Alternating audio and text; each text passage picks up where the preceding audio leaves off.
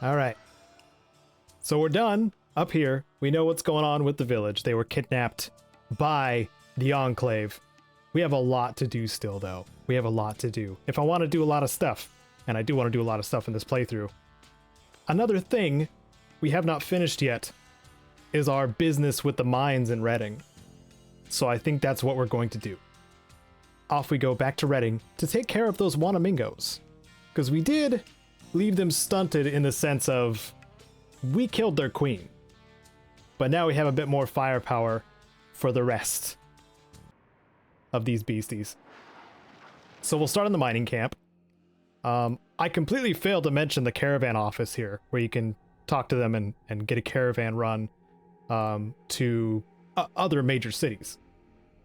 But for now, we've got some business to deal. We're gonna help out Marge LaBarge. That is the plan. Because Dangerous Dan McGrew, I think, is the more aggressive mine operator. And if I remember correctly, Marge LaBarge was not all about bending knee to the new Reno families, whereas Dangerous Dan McGrew is totally into it. I could be mixing things up here, but I plan to take the mine equipment part to Marge. That is the leader of the Cocoa Weave mine. So that is the plan. But we have some Wanamingos to take out. We're going to get a lot of experience and take a lot of damage also. And Marcus may cut down some teammates with that Bozar. But man, I want to see him use it. So here we go. Right in the groin socket. Right, missed the groin socket. Try again. There we go. Wanamingo was critically hit in the groin socket for 45 hit points, knocking the icky stuff out of his. Gross! Kill it! Punch the groin socket again. Wanamingo was critically hit in the groin socket for 37 hit points, smearing some of its slime off. I don't like where this is going. Okay, so I'm gonna move over here. Marcus being very careful. So far. Sulik is... kind of has a bit of damage fall off at this point. He's using the least lethal of the weapons we're wielding at this point. I need to get him something more powerful. I feel like I probably should have given him a super sledge, or we haven't even run into a ripper. So like the only other option would have been another power fist, but I think I already sold it, or I want to keep the ammo to myself. One of those things. But I'm really enjoying the amount of damage that I'm dealing here. So now both of these Wanamingos have been knocked down and canceled combat. Oh, Sulik got knocked on the ground too. He looks wounded. Okay, he's okay. I'm just gonna keep... It looks like I'm punching Sulik in the groin, but I am punching the Wanamingo. We're gonna keep going. This has gone from exciting to really boring for the rest of my team. There you go, Sulik. Get him! Yep, oh. Marcus just murdered both of them with one shot. This is how it's gonna go. Okay, good to know. I should have checked if I had enough ammo. I do. I have more than enough ammo. I kind of want to set up Sulik with a better weapon. I don't know what his unarmed skill is. I never really checked that. But I'm gonna go to the caverns under the town. Hopefully nobody's in the wall this time. Nope. Don't. Keep going this way. Keep going this way. No. Marcus. Marcus, where are you going? Marcus, where are you going? Marcus, please. Marcus just decided to leave the map. I don't know why they do that. That's fine. I'll deal with this beastie. No problem. I say that out loud. maybe no problem. It's probably going to be a problem. No, I don't know if it's going to be a problem. 3 hit points. I should mention also, I don't know if it takes actions to go into my inventory. It takes action to go into inventory. So I'll go into inventory after we kill this one. But I want to talk about Fallout and Fallout 2's damage resistance system. Because while Fallout 3 had damage resistance and Fallout New Vegas had damage threshold, Fallout 1 and 2 have both. And I can show that to you all. What is my team? I don't understand what my team is doing, like, at all. I'm just gonna stand here for a minute and bring up inventory. Okay, so damage threshold on the Mark II combat armor that I have. Damage threshold is the first number, and then damage resistance is the second number. Damage threshold, so immediately 6 damage is taken off if I'm taking a normal damage hit. That's why in the combat log sometimes it shows you take no damage because it's 6 or less. With this armor anyway. Damage gets lowered further by the second number, which is the damage resistance. So 6 off the first value, and then 50% off whatever's left. So that's kind of how armor works in the original Fallout games. I don't remember if I had gone over this at all, but I think it's actually a pretty neat system and allows for a lot of interesting outcomes for different damage types being dealt those. You can see that the damage resistances are pretty decent across the board for this armor, but crit damage, I'm pretty sure crits kind of have like an armor ignoring property, which throws a lot of that out the window. So yeah, I don't know if it all works together as intended, but I do like the damage threshold and damage resistance system together. I understand why later on one was taken over the other, though. Does that make sense? I hope that makes sense. I cannot hit this Wanamingo at 78%. At least Marcus moves a little bit faster in combat. We don't have to wait too terribly long. Sulik just... Whoa! Okay. So Sulik critically hit twice. Okay. As long as he crits. See, that's what I was talking about, crits. These Wanamingos have a pretty decent damage threshold for the basic normal damage that Sulik is doing. But he did crit twice and did what looks like full damage to the Wanamingo, or at least a lot of damage. So I guess that's an example of what I was just talking about. And I'm sure it's riveting to everyone else who doesn't care about number crunching at all. But we're not having too difficult of a time so far, which I really like. We're going to have not much of an issue clearing out the Wanamingos in here, and possibly breaking into the basements of some of the buildings in town, and the denizens of Reading being none the wiser, which I like also. Because this is the basement of the casino, and I kind of want to break in. Did I bring dynamite?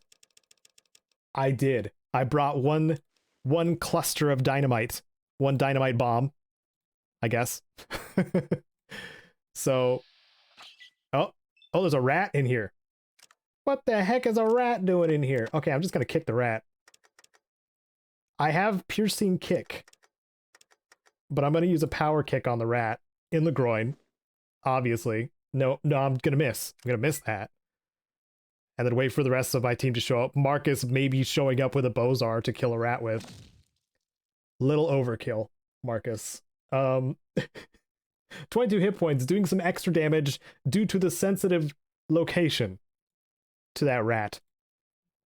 Worth it. And then I'll kill the other one. Yay! 95%. Serious wound is inflicted. I don't know why my teammates keep running up to the exit grid. Stop. Please stop doing that. This area must be just a problem for my teammates. Yeah, because now Cassidy's in the frickin' wall. I don't know why. Something is wrong in the Wanamingo mines. This is the Bizarro land of the Wanamingo mines. I failed to lock the door. Okay, this door was already unlocked. Okay. Well, now that we've got that figured out, so this is under the casino. Let's go up, see what happens. So there's no guards in this room, specifically. So I can go in here, get into this, this bookshelf here, steal a magazine, yes, nice. Get into the desk, nothing in here, but I was talking about sneaky safes? Yes, sneaky wall safes. There is one peeking out right behind this bookshelf. It's very well hidden. And it has a grenade, a 14 mil pistol, and $400 or money or whatever. So I'm going to take all of that.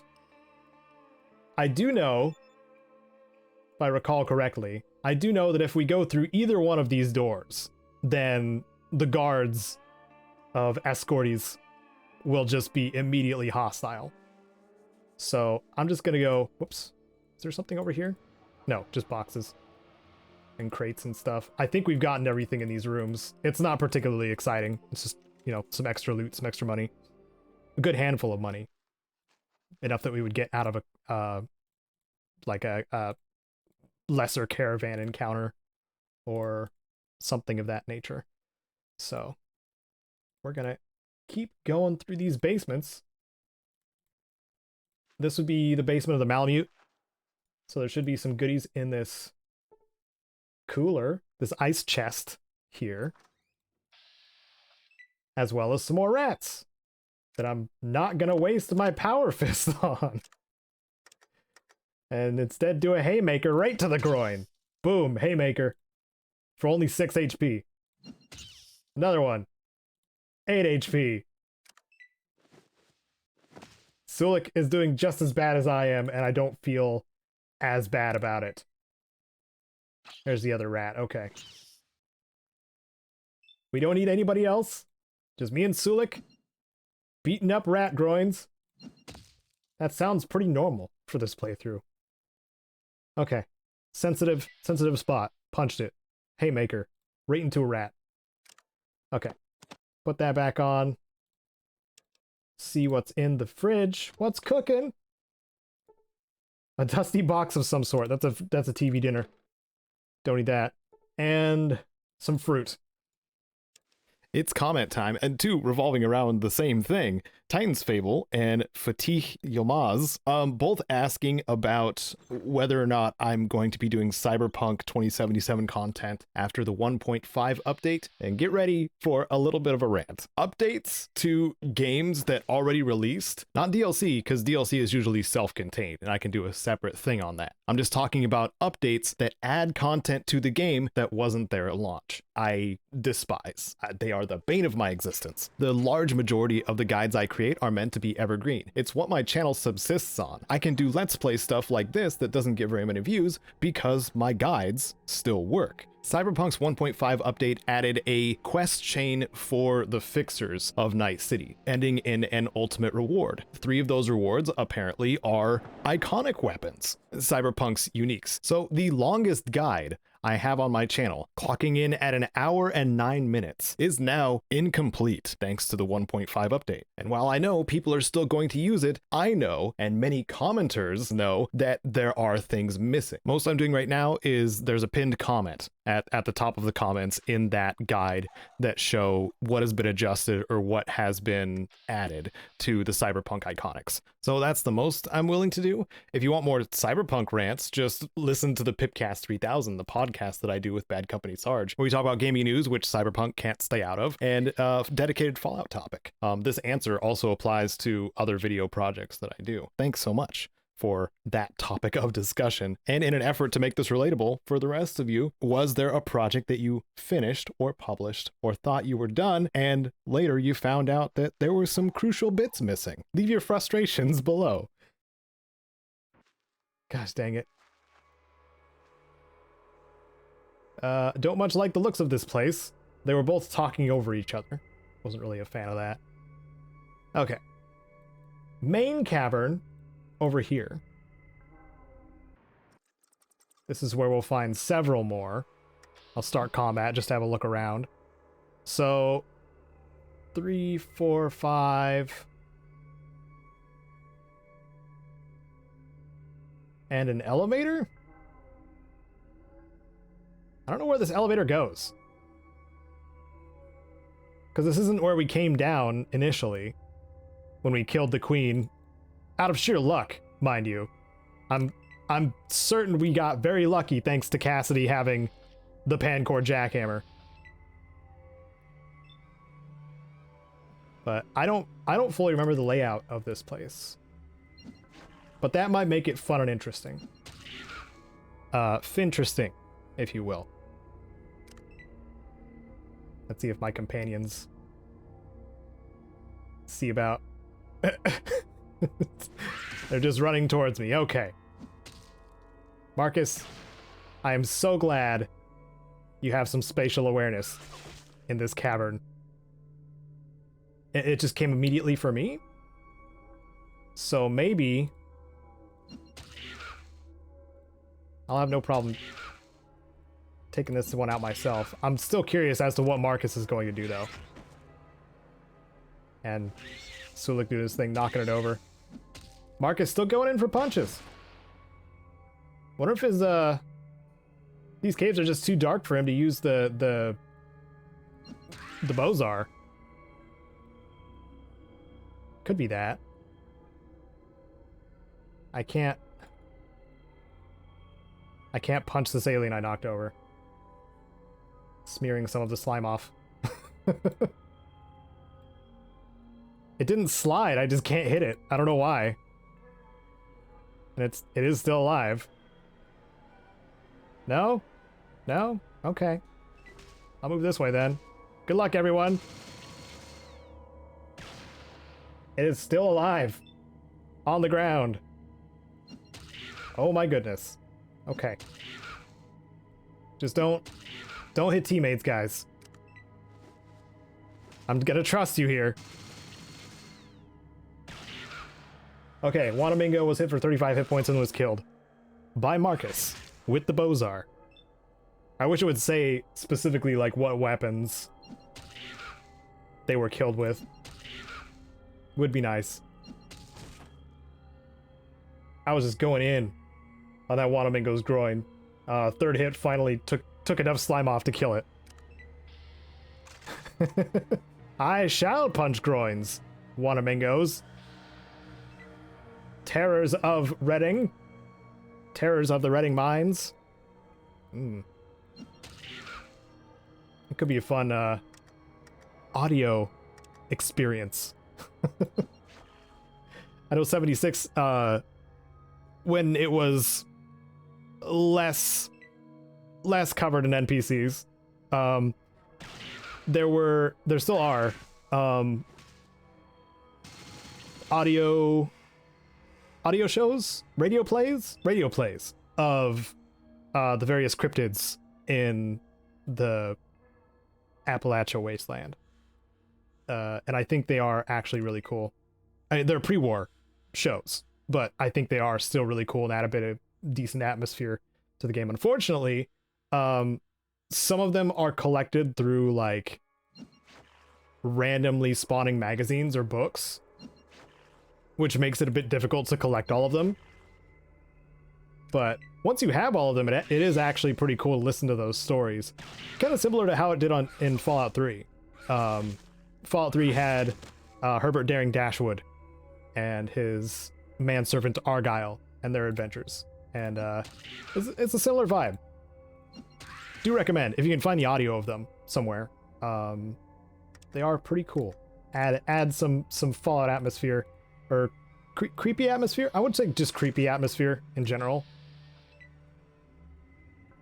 But I think radio plays are a special thing that can be brought back with something like Fallout, and I enjoy it very much. Knocking the icky stuff out of it. Yep. I just punched all the icky stuff out of it with my Mega Power Fist. This thing is strong. I'm enjoying this very much. We're getting a whole lot of experience for this too. I'm not seeing any enemies around just yet. Or enemies around again. So let's see what the deal is with this lift after looking inside this room here. Because now I'm curious. Now I want to know. Ooh, some more dynamite. I'm sure I'm going to use that. Special thanks to my Wasteland legends, Sven and David Hoover, and thanks to the rest of my patrons on screen now. You can catch future episodes of this playthrough on Wednesdays and Fridays, noon and 10 a.m. Pacific. Thanks for watching. I'm Caedo Genesis, and may you wander the wasteland like you own it.